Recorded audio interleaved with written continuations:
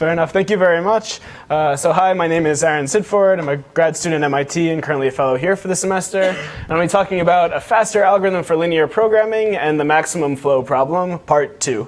So everything we'll say in this talk is joint work with the last speaker, Yin-Tat Lee, who's also a grad student at MIT and a fellow here.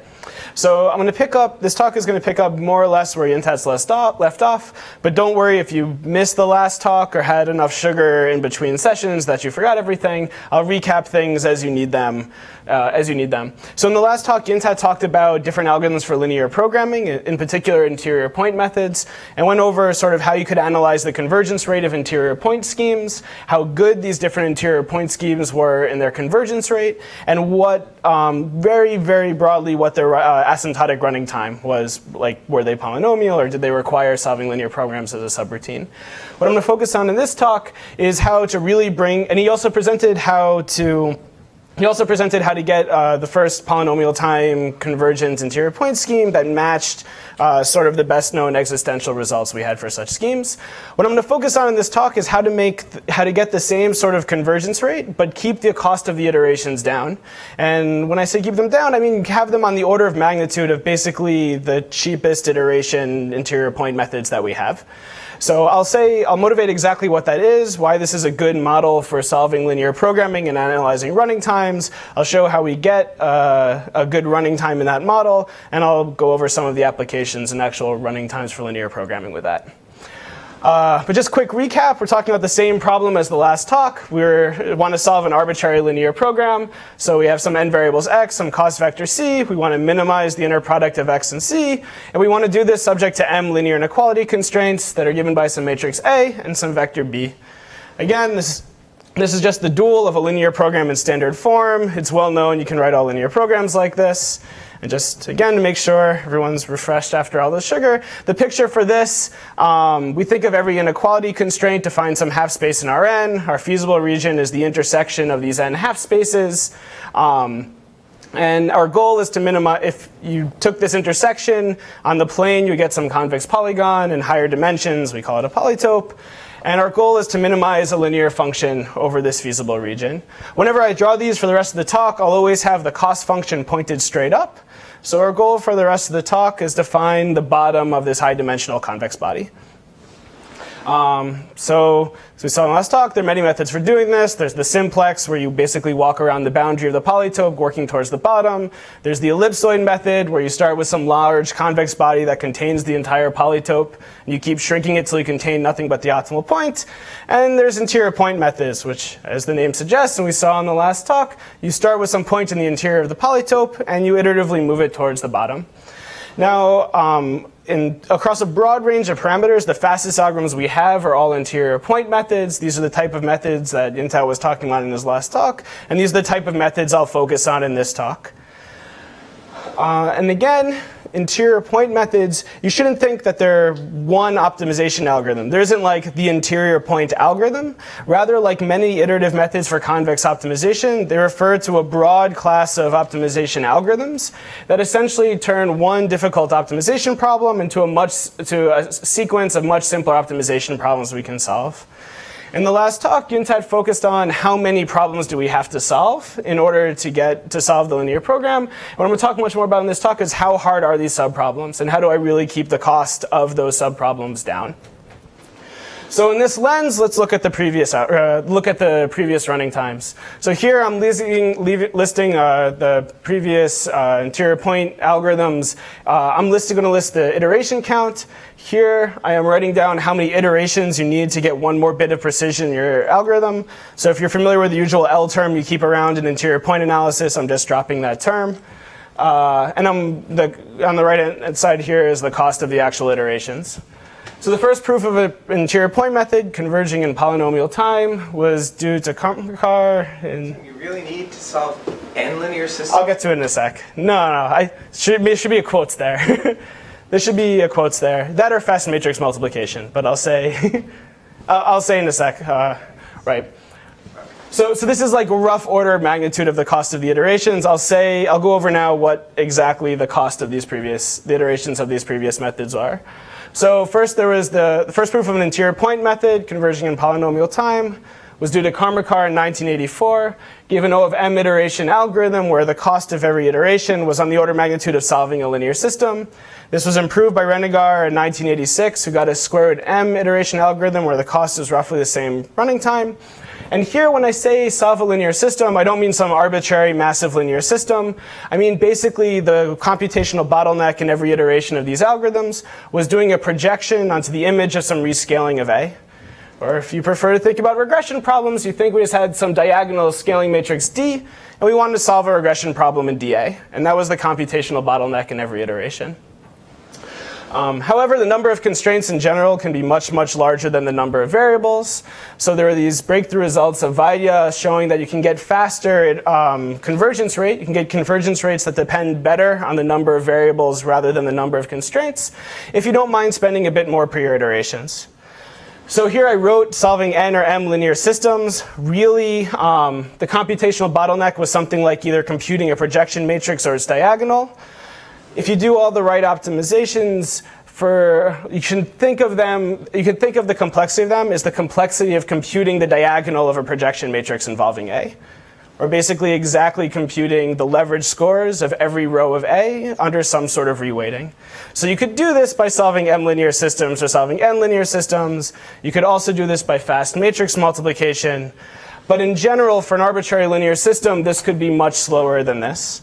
For instance, we know how to solve linear systems in input sparsity time, something that depends on nnz of A plus some poly in D. We do not know how to compute leverage scores with like a log 1 over epsilon convergence in the same running time, nor do we know how to explicitly form either this matrix or its inverse in the same running time, anything input sparsity, which is more the bottleneck of this routine. So in essence, they need sort of more information about the polytope exactly and slows down the convergence rate. This was further improved the convergence rate was further improved by Nesterov and Nemirovsky in 1994. This was the universal barrier Yintat talked about in the last talk. But as we saw, in general, the running time of using this to get iterations of an interior point scheme, the subproblem you have to solve is harder than linear programming itself. So until recently, it looked like you can get algorithms that run in less and less iterations. They have iterations that depend better and better on the intrinsic dimension of the problem n, if and only if you're willing to spend much more work per your iteration. So in the last talk, Yintat showed how you can keep the iteration complexity, you can get it polynomial. Here what we show is you can actually, up to polylogarithmic factors, match the convergence rate of the universal barrier and have the complexity of the iterations be on the same order of magnitude of Renegar's algorithm. So every iteration of our scheme will just solve some polylog number of linear systems, and they'll be linear systems of the same form. Just solving some regression problem for some rescaling of A. And why would you want to do this? Well, first, just note that the fastest algorithms we actually have in theory and in practice for a large set of parameter regimes are instances of Renegar's algorithm. They basically come by, in theory, many of our results say, let's run Renegar's algorithm, let's look at the linear systems we have to solve, and we'll use the best algorithms we know for solving these linear systems, or use some information about how the structure of these linear systems change between iterations. In practice, also, the fastest algorithms we have often come from taking Renegar's algorithm, but rather than running it with the analysis that gives you square root n, trying to take much more aggressive steps. Think rather than pushing the constraint in Yintat's picture by a little bit, you push it by as much as you can and hope for the best. So one of the reasons we'd want to reduce to solving these linear systems is so, in theory, we could capitalize on a lot of the benefits that come from using the linear systems like in Renegar's algorithm. And in practice, it says we're still sort of running in the same general framework. We're just getting a better convergence rate. But still, if you've never seen all of this, it may look a little weird. If you haven't gone through many interior point schemes or look at very different linear programs, you might really be asking, is this really a good model? Should we really be measuring the complexity of solving a linear program in terms of the number of linear systems you've had to solve? And you also might be asking, and even if you have seen this, you might be asking, is this the end of the story? Is basically the best we can hope for is bound the number of linear systems we want to solve and try to just match the universal barrier or standard self-concordance analysis of barriers and not try to do any more than that. So to answer both of these questions, we'll go to the main theme of this workshop and the program for this semester, and we'll consider the maximum flow problem. And I'll try to use this to address both these questions. So I'm sure everyone knows this, but I feel bad just saying the problem without a definition. So we want to solve the maximum flow problem. We have some directed graph G, vertices V and edges E. We have some non-negative capacities mu. We have two special vertices S and T. And as I'm sure all of you know, our goal is to send as much stuff from S to T as possible without exceeding the capacity constraints. So what's the best running time for solving this problem? Oh, before I say that, let's first do the mapping for how we're going to think about this as a linear program. So I'll just add some edge from T to S. I'll now make my objective function, rather than sending as much stuff from S to T, I'll just say put as much stuff on the TS edge as possible. My variables will be some vector in RM, just an assignment of value to the edges. I'll now restrict to the space of circulations. I'll add the linear constraints that flow in equals flow out for every single vertex. And I'll add the inequality constraints that my flow is larger than 0 and less than the capacity. All right, so how fast can we solve this problem? Well, culminating a long line of beautiful work on combinatorial algorithms for this problem, there's this result of Goldberg and Rao, 1988, that you can solve it in the smaller of number of edges of the graph to the 3/2, or number of edges times number of vertices to the 2/3.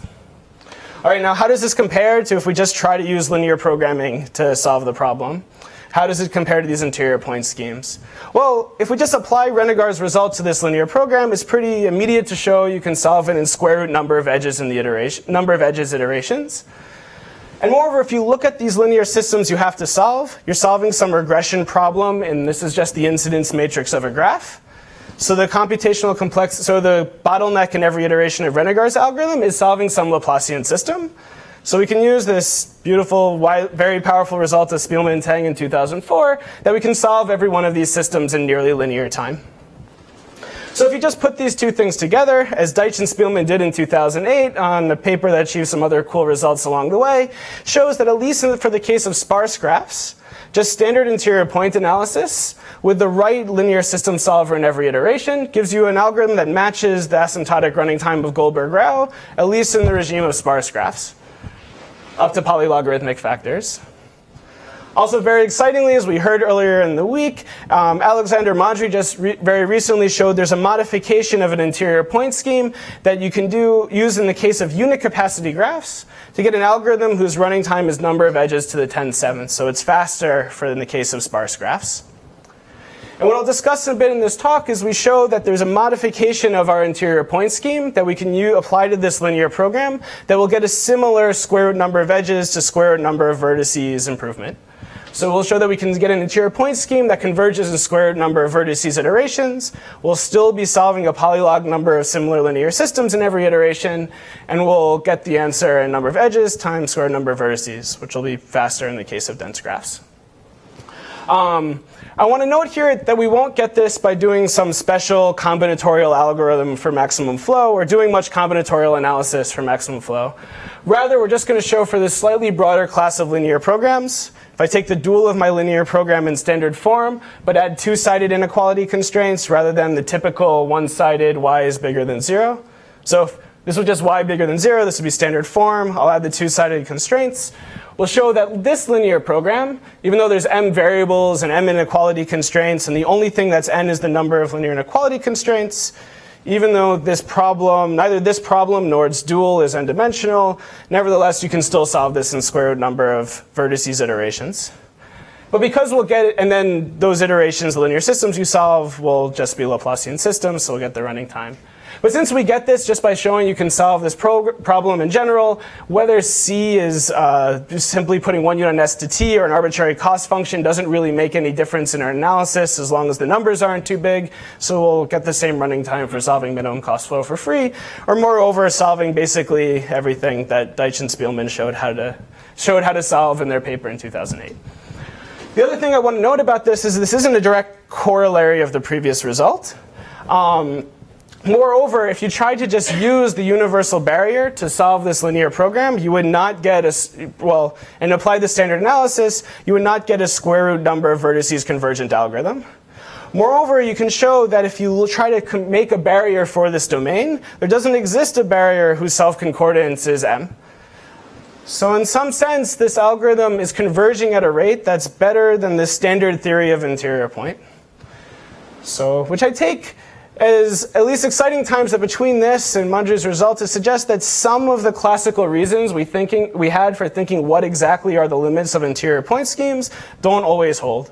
At least in certain broad classes of linear programs, we can have things that still look like interior point, yet outperform the standard analysis of interior point schemes.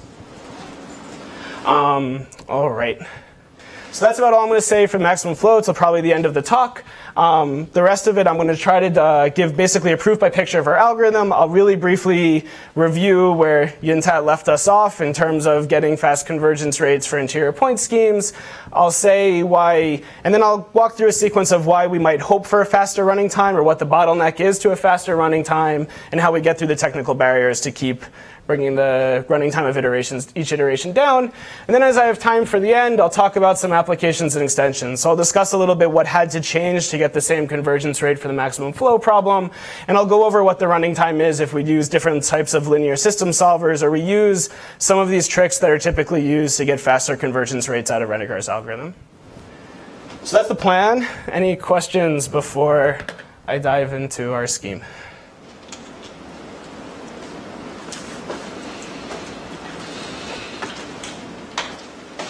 So you made the comments that the inclines to the top does not immediately go to the square root of any iteration, right? Not for this linear program. No, not immediately. What's the main reason? The reason you say there isn't a self-concordant barrier for the domain is just there really can be M-tight constraints. And you can show if that really happens at optimality, then in the local region around that vertex, you can find a point such that that it couldn't be self-concordant. Like you can find a contradiction to its self-concordance around that vertex domain tight constraints. Intrinsic dimensions. Yeah. There could be some other linear program that projects down to this that you could work in that space and do it, but we're not aware of such a thing. Instead, what we'll do is derive a scheme that just works directly in this space and still gets the square root n. I'll talk a little bit more at the very end about how we do that. Any other questions? All right. So quick recap. Let's go back to interior point schemes and what they are and where we got to with barriers and everything, and we'll talk about what the bottleneck was and how we're going to get around that bottleneck. So again, we have this polytope. We want to minimize the linear function over it. We assume we have some barrier p, which is just some function such that the value of p blows up, some function p on the interior of the polytope, such that the value of p goes to infinity as I bring my point towards the boundary of the polytope. And our scheme will be the following. Rather than trying to minimize the cost function, we'll just add a constraint that our cost is less than some value. We'll assume that we have some transformation so that at least initially we can get some trivial initial point that minimizes the barrier for this polytope that consists of polytope plus cost constraint. Again, typically there is some generic transformation you can use to do this that doesn't blow up your overall running time. And once we have this initial point, what we'll do is we'll move our cost constraint. Moving our cost constraint will correspond to updating our barrier. Typically, I should note in both the analysis and our paper and many of the analysis, this cost constraint is treated as something soft. It's treated as a soft penalty rather than this hard one. But the picture and the geometry is a bit nicer if I do this. So I'll keep doing it this way. And then I'll compute a new center. So I've moved the cost constraint. This has changed my penalty function. I need to find this new initial point. And the way we'll find the center is the way interior point methods typically find this center. We'll just run some number of iterations of Newton's method. So in here, in case you're not very familiar, Newton's method, I simply mean we'll take our penalty function, our barrier function p. We'll look at the second order Taylor approximation of the function. So there'll be some linear term and some quadratic term, some matrix, and we'll minimize that. That'll be our next point. Maybe we don't step all the way. We might damp down the step a little bit. But we'll step in that direction and repeat this some number of times until we're extremely close to the center. And we'll repeat. And that'll be the whole algorithm. But you can imagine what this algorithm is doing is if I imagine taking the cost constraint and really slowly moving it down and looking at the update the barrier and looking at the corresponding center, what this will do is it'll track out some smooth curve through the interior of the polytope. This is called the central path. And our algorithm of taking these Newton steps to find the new center, you can think of as some of moving the cost constraint and finding the new center is then some sort of discretization of this central path. So how well our algorithm will have to do with how well we can discretize this path, right? So how well does our algorithm discretize the path? We already saw this in the last talk. Let's instantiate in the case of Renegar's algorithm, since that's the algorithm we're going to be trying to compete with in terms of iteration complexity. So Renegar's algorithm more or less followed the same scheme. The barrier that was used in that algorithm is what's the log barrier. It's one of the standard barriers used in many regimes. And this barrier, I simply look at every constraint. I look at my difference to that constraint. I take 1 over my distance to that constraint. I take a log of it, and I sum that up for every single constraint. And that's the log barrier. The center for the log barrier has a special name. It's called the analytic center of the polytope. And if we want to know how well our interior point scheme does, how easy is it, how much can I move the cost constraint such that I can easily find the new center? Well, our algorithm is just minimizing the second order Taylor approximation to the function. So it'll have to do with how fast that second order approximation changes. So if I simply draw this, so if I take my previous center and I draw the second order, the contour, the equicost contour of the second order Taylor approximation to the point, this is just some ellipse given by the second order term called the Hessian. If I scale it appropriately, this has a name. It's called the Deacon ellipse, as Yuntad said in his talk. And he said the way we were going to think about how fast our algorithm converges is how good this Deacon ellipse is as an approximation to the polytope. So we'll call it an M rounding. If I scale it up by a factor of M, it contains the entire polytope. And as Yuntad discussed in the last talk, it's well known that for the log barrier, the Deacon ellipse in the worst can be an M rounding of the polytope, but it's at most an M rounding of the polytope. And as Yuntad explained, this yields a square root M iteration algorithm. There's smoothness and stability properties that are needed as well that I don't have quite as nice a picture for. So we'll just think of this as for now as the property we need. The true property, again, is self-concordance, but this should be enough to convey the intuition I want to convey a better algorithm. All right, so to do better, as Yuntad pointed out, we know that there are ellipsoids that are better roundings of the polytope. We can use this result of convex geometry of Fritz-John, that if I compute the ellipse of maximum volume contained inside the polytope, if I scale that up by a factor of n, it contains the entire polytope. So we derived it another way before, but this suggests the barrier of maybe trying to consider the volume of the maximum inscribed ellipse centered at a point. However, we discussed this barrier is bad, it's non-smooth, it's sort of unstable, it would also be difficult to compute. So we don't use that. Instead, we use this regularized John ellipse barrier, so something for maximizing the volume of the Deacon ellipse with some regularization terms. And this is what, as Yuntad said in his talk, this gives an n rounding of an n rounding of the polytope up to polylogarithmic factors, which in turn yields a squared n iteration algorithm. I'm just saying, here I'm just writing what the regularization terms are. They make sure that the weights are spread out somewhat uniformly so that if we have a bunch of redundant constraints, we have a very principled way to break ties between them, which makes these weight variables more stable. And we also add some term to not let any of the weights get too small. So that's our volume. So that's it. This works. This gives us an n rounding and a squared iteration algorithm. So why are we not done? Why are there 90 pages on archive? And why am I still giving this talk? Surely there wasn't like that much calculus to just make this whole thing work. And the answer is, as we alluded to in the last talk, is that actually computing this barrier, both doing this maximization problems over the weights or minimizing x even if we had the weights, is expensive. Basically, computing the gradient is expensive. It's more expensive than solving a linear system. So before I say I get around it, maybe we should ask, should we really hope for cheaper iterations? It does make sense that there's something sort of multidimensional we really have to compute about some notion of importance of all the different constraints. And maybe this really intrinsically takes a lot of time to compute to get information that precise that we can use to really get a good rounding. So again, the centering problem is this so you can think when we take that barrier from the last talk, if when we actually compute the center, we're solving this mini-max problem. Our barrier was the maximization over W, and then we're minimizing over X to find the center. So if I want to compute the gradients of this, either with respect to X or with respect to W, Or equivalently, if I want to certify either W or X is actually optimal for this barrier, I need to compute something like leverage scores. If you just write out the gradient for what the gradient is for this, you'll get something involving the leverage scores of the matrix, or in the graph case, something that basically corresponds to the effective resistance of every edge in the graph. And this makes sense. We're trying to make this thing be a maximum volume. It makes sense that you need some measure of everything's contribution to the volume, and this is a natural notion. All right, so are we really done? Naively, if we wanted to compute every single leverage score or effective resistance, naively this would take M linear system solves or do dense matrix multiplication.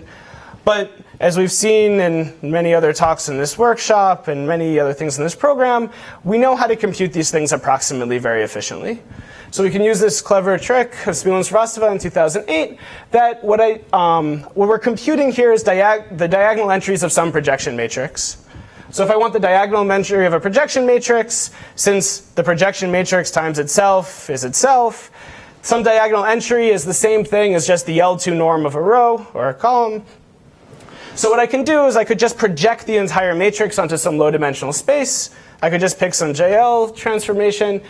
So then getting everything's leverage score, I could just get from its norm in this lower dimensional space.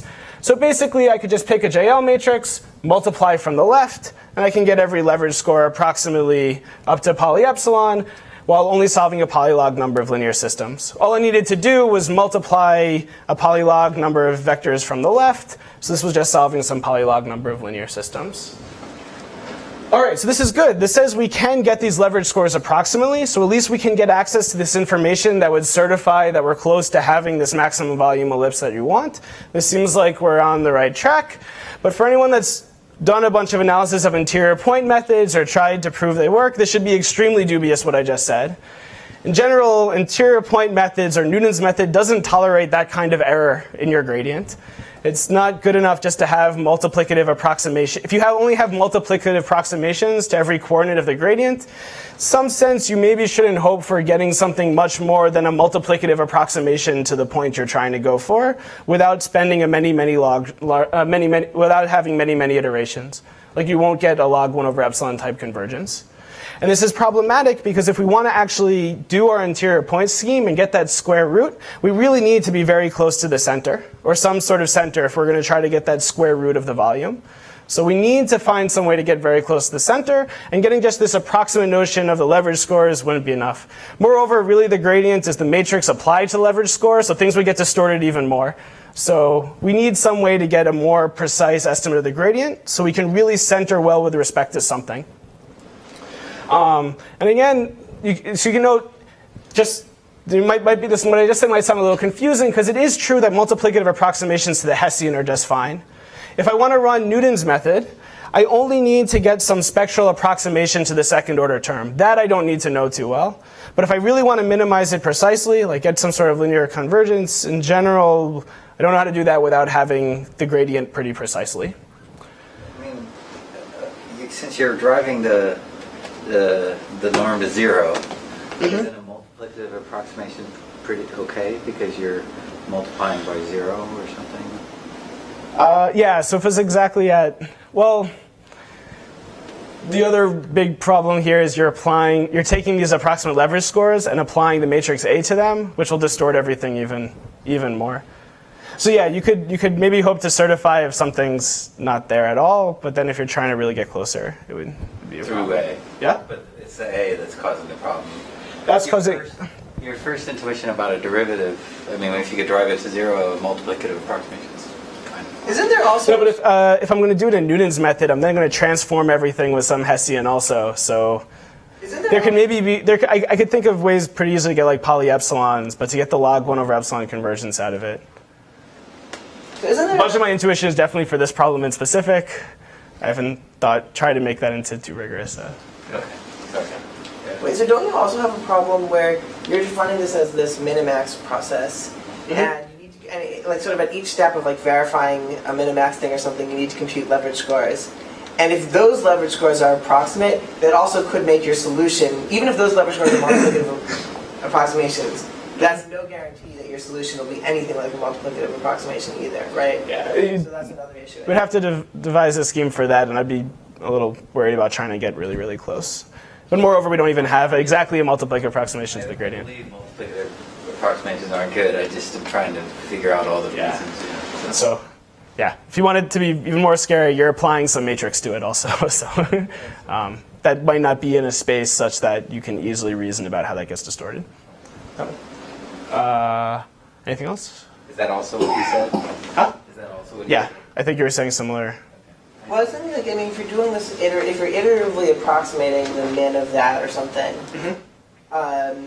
and using leverage scores at each step, and those leverage scores at each step are approximate, because this is not a very stable optimization problem, it's only stable up to like square roots or something. Yeah.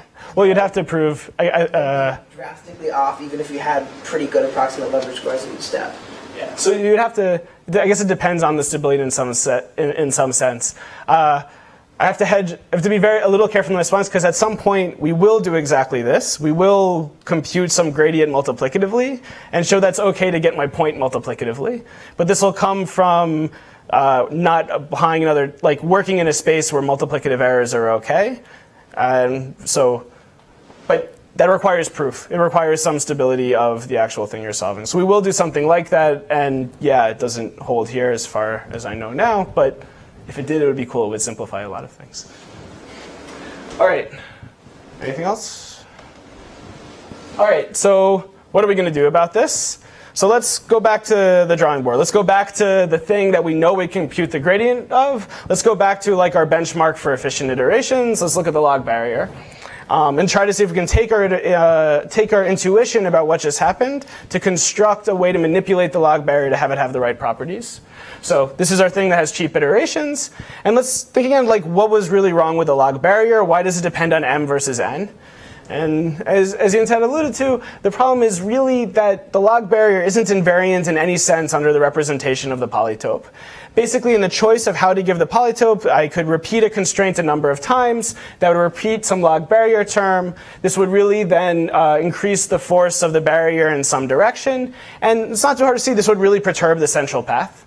So in some sense, the adversary, in their choice of how to give us the linear program, has this freedom to effectively reweight our constraints, where these weights are controlled by the adversary. So in essence, we maybe want to work with some good log barrier that's right for our problem, but all we're stuck with if we don't do anything is the log barrier that's given by some adversary that wanted to make our path as curvy and hard to discretize as possible.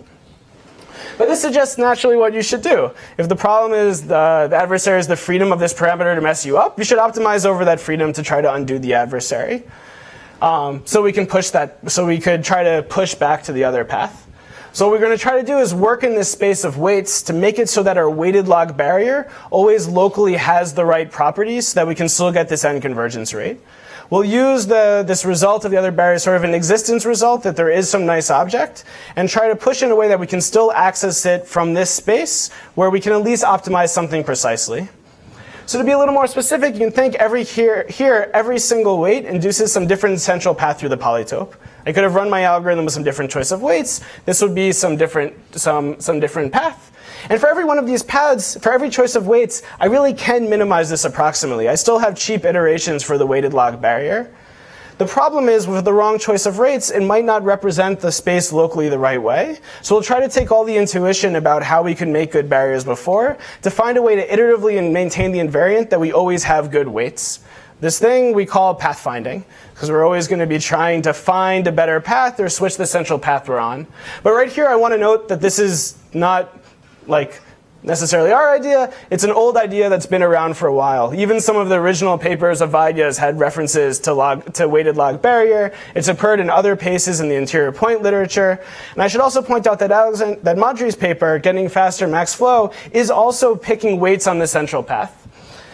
However, as far as I know, these other results that were weighting the central path, they never got an improved convergence rate like this.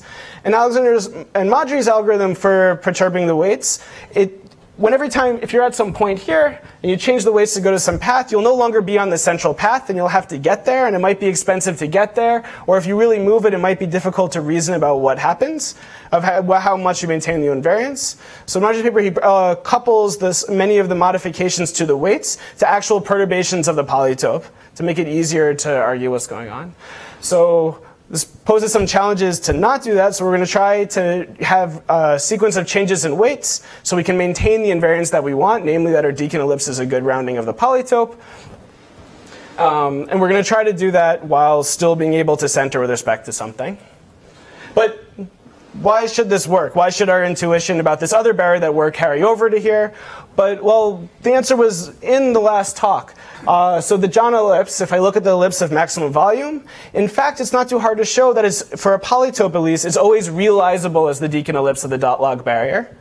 What I mean by this is for any polytope, there exists a choice of weights such that if I computed the center with respect to those weights, its Deacon ellipse is precisely the John ellipse. Moreover, one thing that's nice about this is you can show if you only have these weights multiplicatively up to some constant, this will only perturb the quality of your rounding up to some constant. So what this suggests is what we can do is we can always make sure we're exactly minimizing some weights, where we just don't change the weights too much, that we can always completely center with respect to a certain type of weights. And all we need is that our weights to be close enough to something that would give us a good rounding of the polytope, and then we can hope to get a fast convergence rate. But if you look at it mathematically, I'm maybe not really saying something crazy, saying something that deep. Before we were saying we'll minimize x while maximizing over w. Computing the gradients of that were hard. Instead we're saying we'll do this pathfinding thing. We'll just note that for the right choice of weights, the log barrier locally looks like what it should have looked like with x, and separately we'll try to get our weights to come from some optimization problem. So what we'll do is we'll say if I could compute an x and w so that x is centered with respect to those weights, and the weights have this property, then locally they're not exactly the same thing, but they'll look similar enough I can still get a good rounding. And again, the win of this is here the gradients of everything involves computing leverage scores, but here the gradient with respect to x, I only need to know my weights exactly. So I can compute the gradient in linear time. It's just applying a to the slacks and to the weights. The Hessian requires a bit more work. I'm not going to form, but I know it explicitly, so I can still solve regression problems in it. And I still need to know the leverage scores to get the weights, but I only need them approximately if I want rounding properties. So this is our hope for a win. And this is what our algorithm more or less does. So we use this weighted log barrier, and the idea is we're going to take Newton steps on x and w. So I can also, if I change weights, it's also on this. It's also easy. If I change my weights here, it's also easy to argue about how much closer I get to the central of some path. So here, for the argmin for x, you can do everything exactly. So if, like Newton's method still works well, if I'm close enough to the central path, I can get very, very close extremely while only solving a few linear systems. Like if I'm in the convergence ball, then Linear systems are solved exactly, and that's important. yeah. We're here exactly, I mean linear convergence. Like I mean a log 1 over epsilon type dependence. Yeah. And then the second one, that's where you're allowed to approximate. Yeah, we don't need the optimal weights. If we locally want to make a bunch of progress, we just need to have this rounding and some stability property that we can certify locally. Now this might be tricky because when I take steps, I might take some step using my current set of weights and find that the optimal weights I want for a John ellipse have drifted off somewhere else. So it's going to take a bit of work to prove that that doesn't happen, that I can simultaneously make those invariants. But we're saying if we do, my weights don't really have to exactly be anything. They just need to not be too far multiplicatively from something that gives me a good rounding. So that's what that approximate equals just Yeah. means, that if you take the actual argmax, each weight is within a multiplicative factor of. Yeah, so we're going to maintain the invariant that our weights are within a multiplicative factor of something we knew would give us a good rounding. Okay. Is the game clear? All right, so this is the actual algorithm. So I just also want, the thing I said at the very end was just also, I can try to make x closer to being centered to some weights by changing weights. Like I can compute certain gradients on weights, and that's easy also. Basically, the log barrier I understand, getting close to some fixed central path is fine. It's just getting the optimal central path that's sort of hard. Like it's not good to it's not so hard to find a decent path. It's just hard to find the best path. So here's the algorithm. So we start with some set of weights. We'll compute a center for those weights. We'll still move the cost constraint. And now we'll try to compute a new center. And to do this, we'll take something like a Newton step on x and w. So we'll use that we know everything about the weighted log barrier to make some movement on x and w so that we get closer to some weighted central path. And then what we'll assume is we have some advice of like the ideal weights you would have for a given x. So we'll assume we have some advice about what we would want the weights to be locally, so I would have the rounding property if my x was centered. And we'll move our weights towards those weights, and we'll repeat. The idea is here we want to move closer to some weighted central path. And here we want to make sure that we have a good rounding. And what we'll try to show is that I can always move closer to the central path. Then this fixing of the rounding will bring me farther away. And what weight function do we pick? Well, we already said it's just going to be from that maximization problem. So it's that same maximization problem we were using as the barrier, but we're using it with the log barrier now. And this works. You can show that this will give a Hessian as rounding. And if you could compute this weight exactly, then you would actually be pretty simple. You could just take a really small Newton step on x. You could set your weights to be the optimal weights, and you'd be done. But we're not. Again, we can't compute these weights approximately, so we have to do something. R of W or R of X on the right-hand side? I think in the previous slide it was R. It should have been R of W everywhere. Okay. I'm sorry. Yeah, it should have been W everywhere. The regularizer was always on W. Okay. Yeah. Apologies. Wait, so Because otherwise it wouldn't affect the optimization problem at all. Yeah. It'd be silly.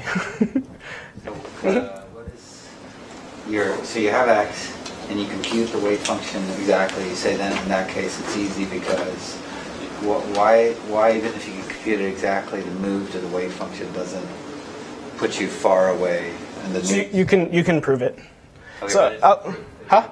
Yeah, it requires proof. Actually, let me do the next slide and then I'll answer a bunch. I think there'll be more questions to ask after the next slide that are all related anyway. All right?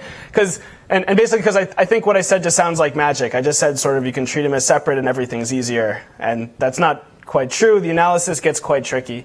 Like proving that this weight modification doesn't hurt you is very, very tricky. It becomes a bit harder to show that the weights are stable in some sense. And the other thing is, again, we never are actually going to compute these weights. We're only going to compute them approximately. And I haven't said anything about how hard it is to compute these weights. So I'm not going to talk about it here, but you can show if you give me a multiplicative approximation to the weights, I can get a better multiplicative approximation of the weights without solving too many linear systems. So we'll argue when we change our x, the weights we want don't shift too much. They're not too hard to compute. But the reason we have this here, this is what we call the split step in our paper. The reason we do both of these is that if I just moved my x a little, my weight might move a lot. And what might happen is, since we never really know our weights exactly, whenever I move my weights towards the true weights, they might be a totally wrong direction sometimes. Like all I'm really going to hope for is, on average, I don't let my weights drift too far away than the true weights. So the way we're going to want to do this is that we're going to say there's this fixed amount that this improves my centrality. Like my closeness is some central path. And I want to say, no matter where I move these weights, they won't hurt my centrality more than this helped. So, because I want to allow for just like arbitrary, basically multiplicative error in this step, because in some iterations I might not get something more precise. So we try to extract from where we know the weights will move as much into a step that we can compute exactly, so that we can really pinpoint the part we don't know. So we can just argue that that doesn't drift too much. And that requires proof. That's not easy. It requires a lot of analysis of the weight function. Proof you need to make if without if Yeah. computing exactly, right? Yeah. So somehow the centrality improvement in Yeah. the step changes these x's, and now you have these new weights. Yep. Which are just magic thinking. Right. And then somehow those new weights going all the way to them doesn't decrease your centrality. Yeah, so it requires proof and it's careful. We split it up like this so that when, like the way we prove that a small step is good is we say, well, if I did this step, from that this will improve my centrality by so much, and then from that new point, how far away the optimal weights I want aren't that far, so I can afford to pay that error. And you could instead just take the small step and put all that in the proof. We actually explicitly here separate it out into two parts. so that I'm only going to pay multiplicative on error in a space I know I can handle it. Yeah? So how is this actually different from just approximating the gradient of the barrier by the gradient of the corresponding weighted log barrier? Like, is it the case? Is it like off the top of my head, I'm not sure. Applying A to the leverage scores does things that I'm scared to reason about online. So if you put the exact weights into the weighted log barrier and took the gradient, it would not be the same as even. Maybe the short. I think I can do this really quick. Note this: the fixed point of this is not the same fixed point of this. Okay. Right. So they're not that far off. Like, it's just a difference of certain regularization terms, but we are not. Like, in the ideal case, we're not even going to the same point. Okay, and this actually this actually makes your answer, this actually makes it more stable or something using your weighted log barrier. It's not just in this space where we say these are the parts I can compute exactly. So I don't know, but yeah, we're trying to get stability in this space of the things we know computationally we can get efficiently.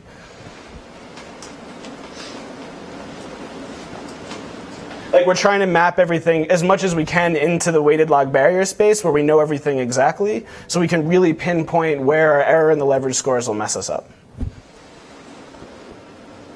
Yeah. All right. This clear enough? All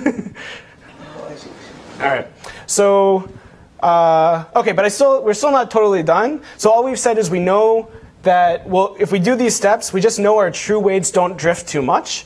But we only get, that space in which they don't drift too much is some small ball relative to the L infinity ball in which the weights can move. So we need to show that we can still always maintain that our weights are close to this optimal weights we want. But this we can just phrase as some self-contained game we can solve. So basically our setup is every iteration of our algorithm, we move x and w. Our optimal weights move in some symmetric convex set S, some small ball. We get some multiplicative approximation to the optimal weights, which is potentially some much bigger space. We're allowed to move our weights in any set that's just a little larger than that convex set. And we're going to repeat this game forever. And what we want to ensure is that our weight at all times throughout this game is multiplicatively close to the optimal weights. Because if we can maintain that, we'll always have a good rounding, and in every step we'll always make a lot of progress. So we call this the chasing zero game. We show you can play this game with a log dependence on the size of S. It's all you need to be able to do is project onto S. So you just need to be able to minimize linears over that convex body S, and it basically looks like some variant of multiplicative weights. Wasn't necessarily hard, but it's a little funny. This S that we have is like the intersection of an axis-aligned ball with an axis-aligned box. So technically you had to prove that you can do that in nearly linear time, but it just boils down to sorting. If you want a parallel algorithm, you technically have to prove you can do that in parallel, but it's still just clever sorting in parallel. But that whole thing works. And that's the last piece I'm going to go over. So I'm going to try to recap everything. So you can at least have one slide, you can get the picture of the algorithm. So going all the way back to the beginning, even the beginning of Yintat's talk, our setup is the following. We're going to run this interior point scheme, and we need the Deacon ellipse to be a good rounding of our polytope. We want to beat the standard M that comes from Renegar's algorithm. So what we can do is you can note that the John ellipsoid gives you an N rounding of the polytope. Unfortunately, doing anything involving the John ellipse is ill-conditioned, so we consider some sort of regularized John ellipse barrier, and after a little non-standard analysis from Yintat's talk, you can get a squared N iteration algorithm. But now you want to make the iterations more efficient, so you note that computing the gradient of this is expensive, but fortunately Johnson-Lindenstrauss gives us a good multiplicative approximation to parts of the gradient. Unfortunately, Newton's method can't actually handle the type of approximation we can get, so instead we work in this different space of path findings where we'll modify the weights to always maintain that we have a good barrier. But when we do this, we need to show that we can still always track weights that are close enough, that these weights don't drift too much. It requires proof, it's a bit tricky, but you can show they don't drift too much. But then you still have to actually find these weights that are drifting in some space that you don't know exactly but have a crude multiplicative approximation to. But you can phrase that problem as a self-contained game you can play. And then there's still some other things you have to deal with, like how do you really get the initial vertex? Can you get to the center of the weighted log barrier with the right properties efficiently? Can you round to a vertex? There's a lot of standard tricks. Oh, and how do you actually compute the initial weights and do this thing where you maintain that your weights are always multiplicatively close to the true weights? You do some standard tricks from linear programming, use some good insights from Dyson in 2008, use the right form of gradient descent to keep computing the optimal weights, and you put all of this together, and you get the result, this square root iteration algorithm that only solves a polylog number of linear systems per iteration. So I have a few slides on just a little bit of intuition for max flow and what the actual running times are, but this is the picture for like the general interior point scheme. Any questions on this before I go further?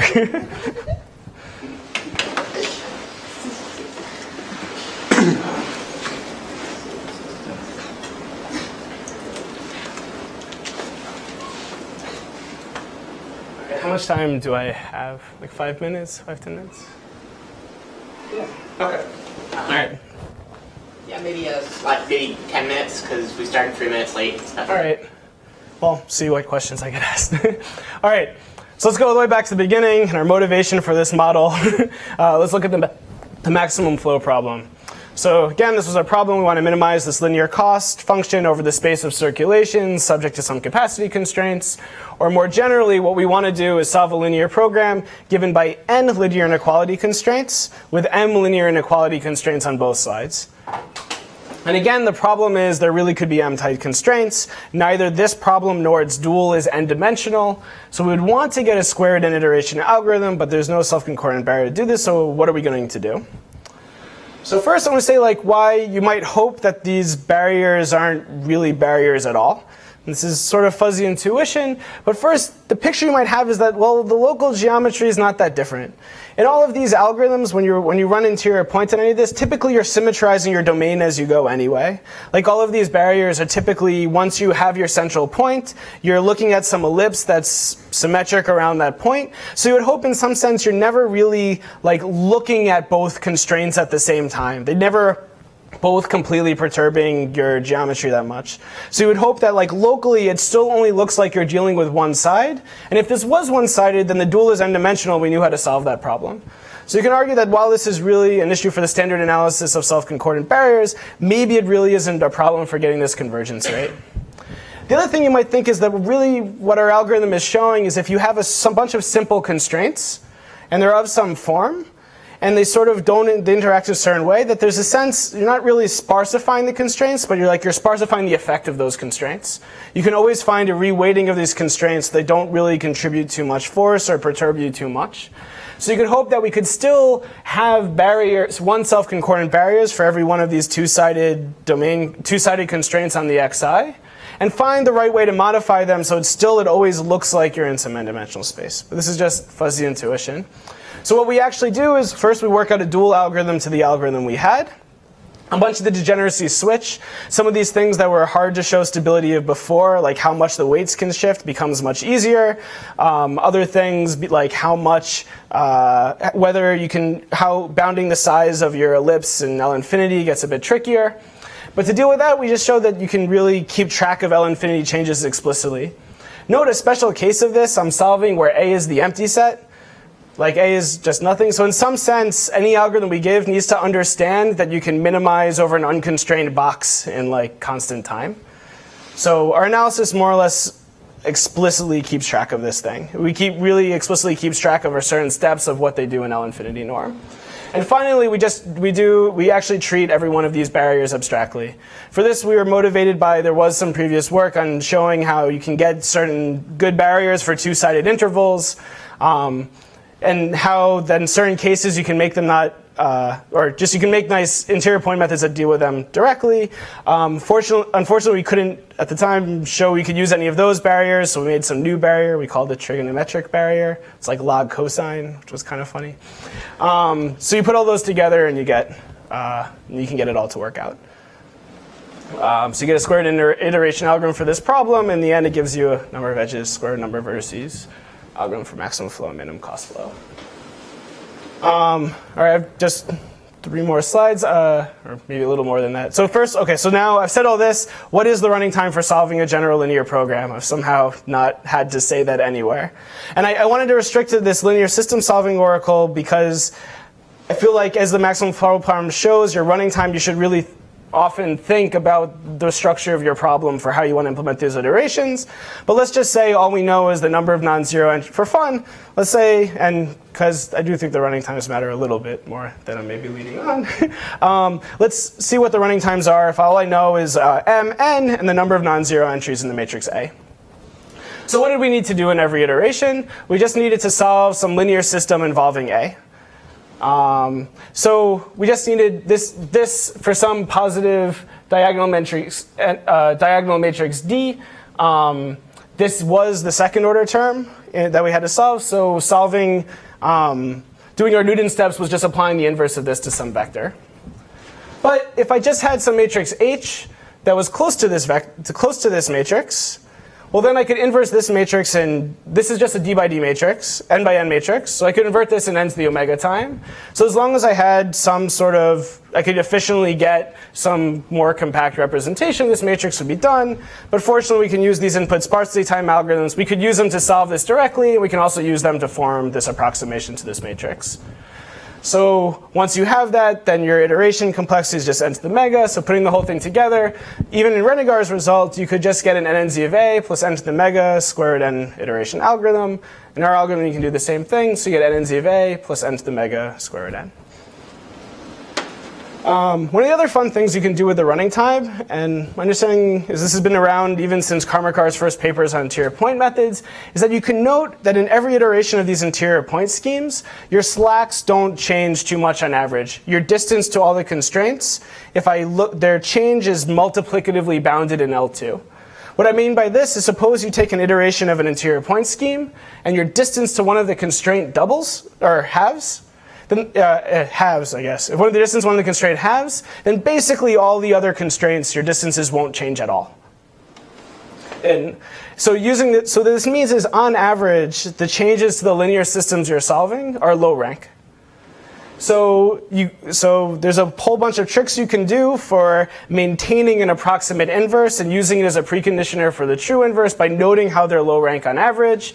And this was taken to, I think, as one extreme by Vaidya in '89, where he showed, so if you do Renegar's algorithm, you're going to need square root m iterations. And if you had a dense matrix, well, in the worst case, you're going to have to apply that matrix to a vector. So in the worst case, your cost of every one of your iterations will be mn.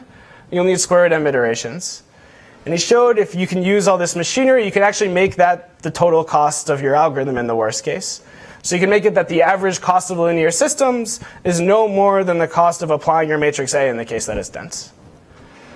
Unfortunately, on our algorithm, we wanted to show that it was at least, this was more just a proof of concept. I think we've gotten the running time, we're working on getting the running time a lot smaller than that now. I can talk offline.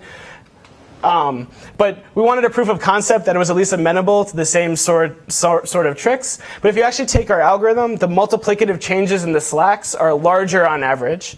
Like our multiplicative change of the slacks are bounded in a different norm. So it really could be like when if you're picking weights to diminish the contribution of a bunch of constraints, those more constraints can then change if you go in that direction. But we showed you can still do similar sorts of tricks, and you can get something that's at least better in some regimes.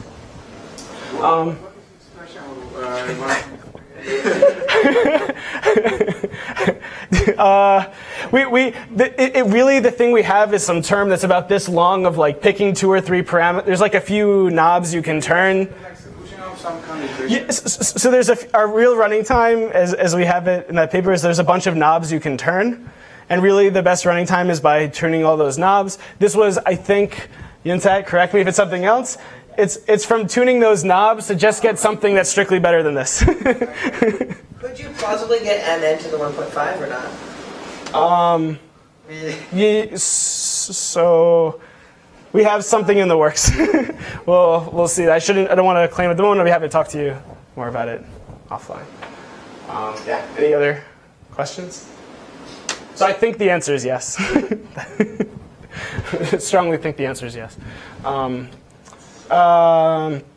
All right, so just quick, some open questions for future work. First, is squared NL the end of the story? Even if we stricten this oracle model and ask how many linear systems we need to solve, Madri's paper is some exciting evidence that maybe we can do better on that maybe we can do better than that half.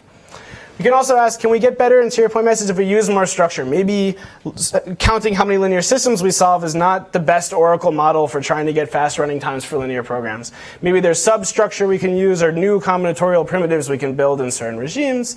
So this list should be longer now. Apologies. This was some of the results on maximum flow, but using Riki's cut trees or Richard's idea for getting better recursions out of those algorithms, or using any of the primitives developed by Sherman or Kellner, Lorenzo, Yentat, and myself. Maybe these structures that we're using to get really fast undirected algorithms, we could use in some sort of interior point scheme to get faster convergence rate. Or at least, if not this, some other sort of structure. And last, just a fun one. I mean, if you could bring the iteration costs even down just a little bit further, since we're actually converging at squared n iterations, maybe you could hope to get something like input sparsity time for linear programming.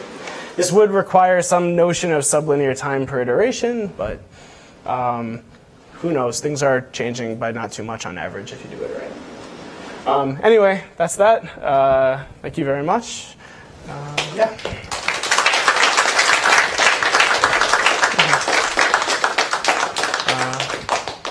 Any more questions?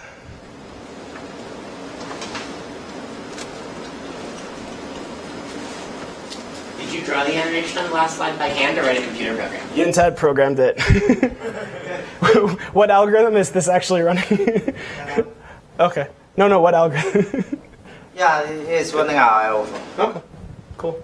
Yeah, so it's Yentat's handiwork. That's the algorithm in action, I guess.